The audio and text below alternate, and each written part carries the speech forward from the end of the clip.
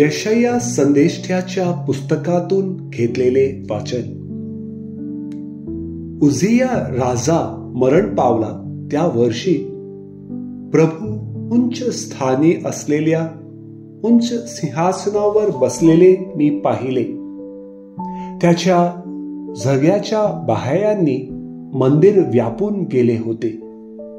त्याच्या भोवताली सराफीम उभे होते. त्या प्रत्येकाला 6 पंख होते. 2 पंखांनी तो आपले तोंड झाकी, 2 पंखांनी आपले पाय झाकी आणि 2 पंखांनी उडे.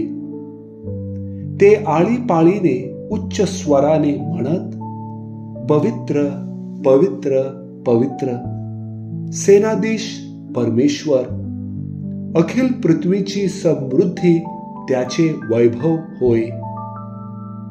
घोषणा करणाऱ्यांच्या ह्या वाणीने उंबरटे हालले आणि मंदिर धुराने भरले.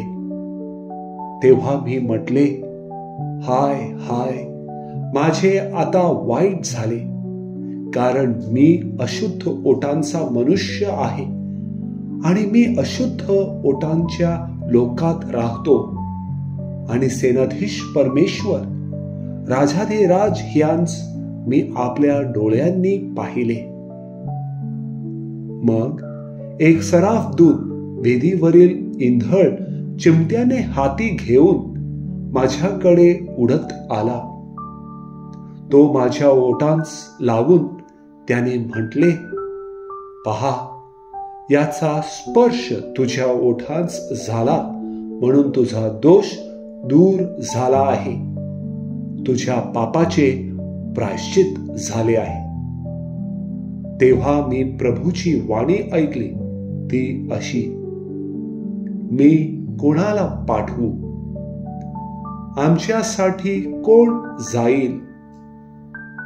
तेव्हा मी म्हणालो, हा मी आहे, मला पाठव.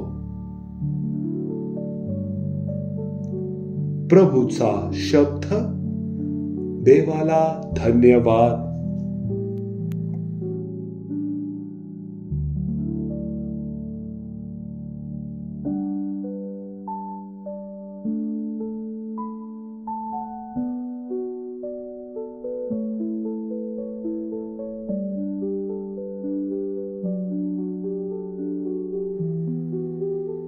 योहान लिखित पवित्र शुभ वर्तमानातून घेतलेले वाचन. येशू वर आकाशाकडे दृष्टी लावून म्हणाला, हे माझ्या बाबा, वेळ आली आहे. पुत्राने तुझा गौरव करावा, म्हणून तू आपल्या पुत्राचा गौरव कर. जे तू त्याला दिले आहेस त्या सर्वांना त्याने सार्वकालिक जीवन द्यावे, म्हणून तू मनुष्य मात्रावर त्याला अधिकार दिला आहे.